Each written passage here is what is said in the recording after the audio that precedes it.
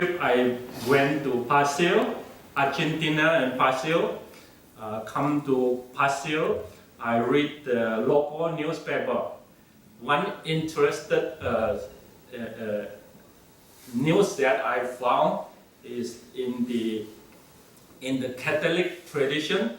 They're writing there's 5 Catholic monks, one will disrobe back to life, married life. One of the 5 Catholic monks in his life never go to the orders until the end of life. And in Buddhism, I think what I know is more than half of them, 50% of them, never go to end his life in the order. This is very challenging, isn't it? So never go, they have many reasons. One reason is maybe go back to married life like the Catholic monk, one of the 5, go back because of marriage. Okay? So this Kathina day is very precious, very important in Buddhism. Kathina means the monastic monks or nuns, they carry on their practice in the retreat every year. They serve the community 9 months. They have their own practice 3 months. If you don't practice 3 months, you may cut off your monastic life because of you don't have the retreat. So we call summer retreat, and in Chinese Buddhism right now we don't have summer retreat. Summer is the busy days we can serve the community, so we switch it into winter retreat.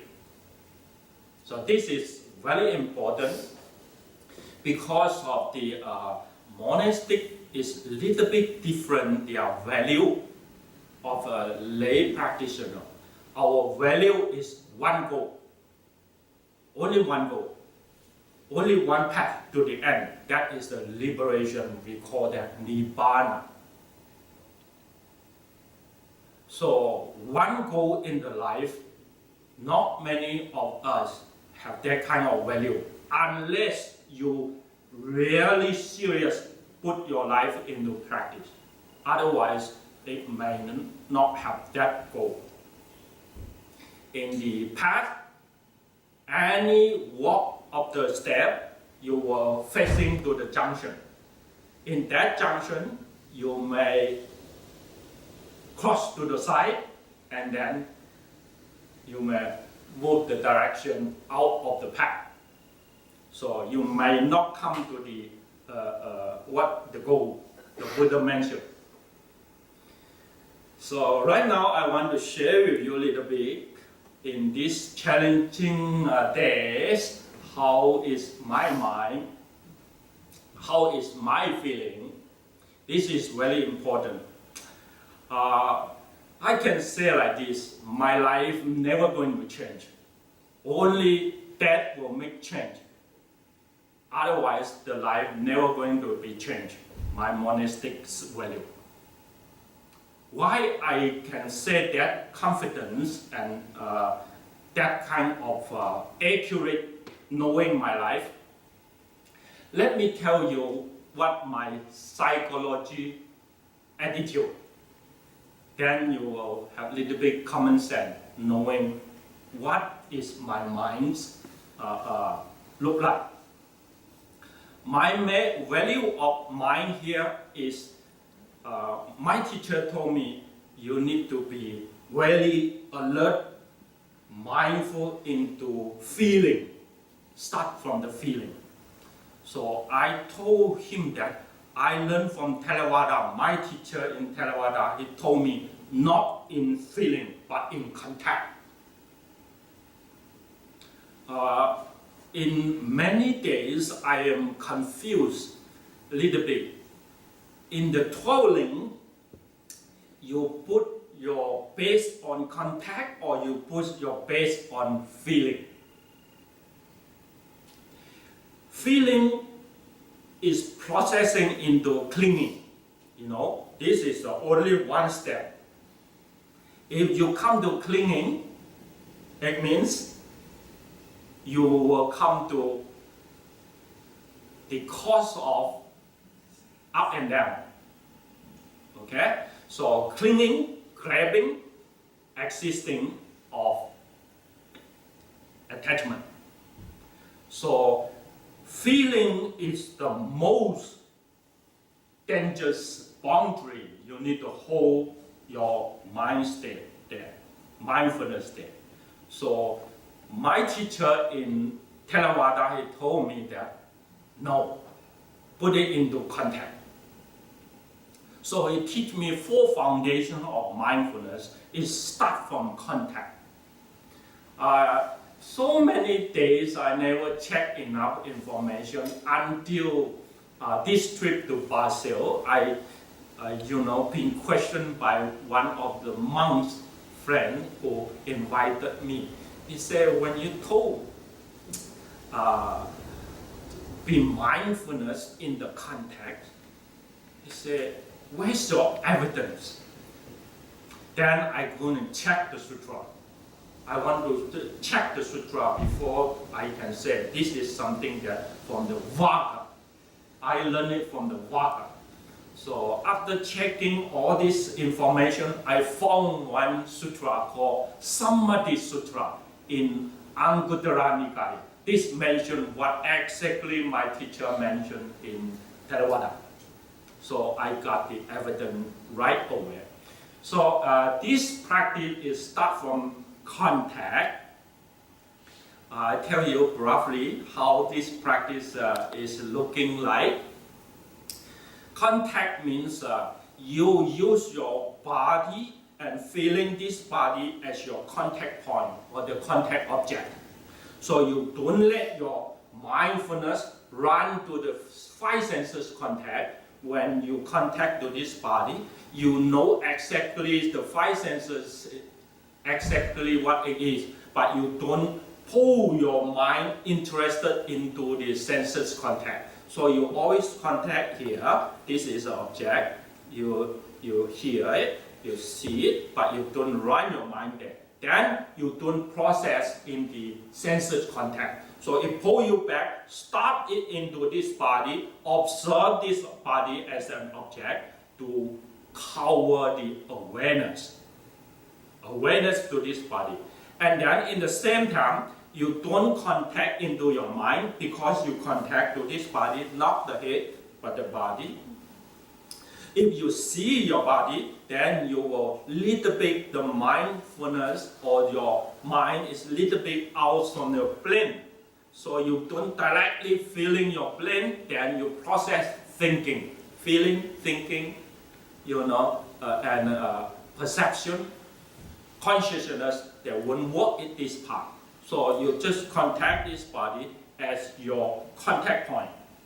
This is how we call that feeling the body as body. We start from here to avoid inner contact or exterior contact. You just intention to the body. This is how we use for mindfulness training. Until this mindfulness basic already been formed, this habitual pattern, you don't pay intention anymore. It already maturing this intention, then you won't feel that kind of feeling up and down. This is how I usually practice myself to overcome my emotion attachment, emotion up and down. So that will bring me not upset, not happy, but calm. Calm because of you stop the mind running. Calm because of the mind have the observation point, the body. Okay? So what is the body like and what is the mind like? We talk about energy. For the life itself, unliberated mind, his body energy is being used all the time. in order he have energy. If the body is not provide energy, then we will have little bit like coffee, food, any this and that to make this body more excited, more energetic to support the mind. That is the life commonly we use. This is called untraining mind. The energy is provided by the body. We know that the body energy will be limited one day. Like what the life of Kung Huan, Kung Shi told me that come to the process of the end to this illness of life, so the body is cannot wake up. Not much energy to pull this body up. Later on, not much energy to move this body. Later on, not much energy to provide by mouth talking. Later on, not much energy to reaction by yes, no. He cannot move his head anymore. So the body energy come to last moment is almost cannot move your eyelid. Thinking of this, if you don't training mindfulness, if you don't process yourself into concentration, this mind energy never going to help you in the last moment of observation. Okay? Here is the contact point. Contact, feeling, process into clinging, grabbing. This is called rebirth. If you are holding here, contact, observe and alert into the 5 senses or 6 senses base, you don't contact that, try to pull it back, this is called concentration. So when contact to concentration, then you become more mindful. Mindful observation, this is called wisdom. If you can observation, what is the mind base? Mind is no mind. Only when the picture or concept exists, then you have a mind. So make sure that you can see the mind not changing into the other object. Only an object. You put it there. If changing the object without knowing, then you have no observation. You have no stopping, or you just out of the object. So from there on, contact, moving back to the senses contact, then you learn this after senses contact, that is the, what we call that? That is the consciousness.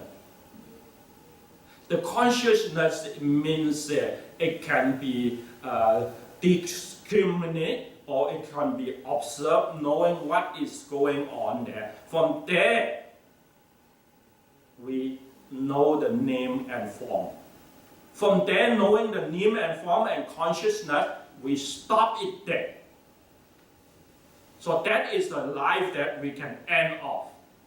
So for me right now is a little bit confident because my contact point to this party almost come to more sector is rising and ceasing of my breathing, even though in the night when I'm lying down.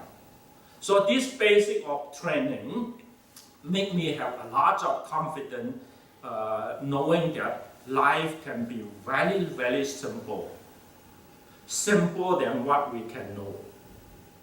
But if you are not have much that kind of desire into the training, your desire may run into other more complicated discovery and grabbing.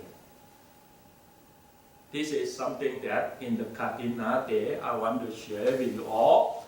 As a monk life, we are professional training. we are professional going to this kind of maturing.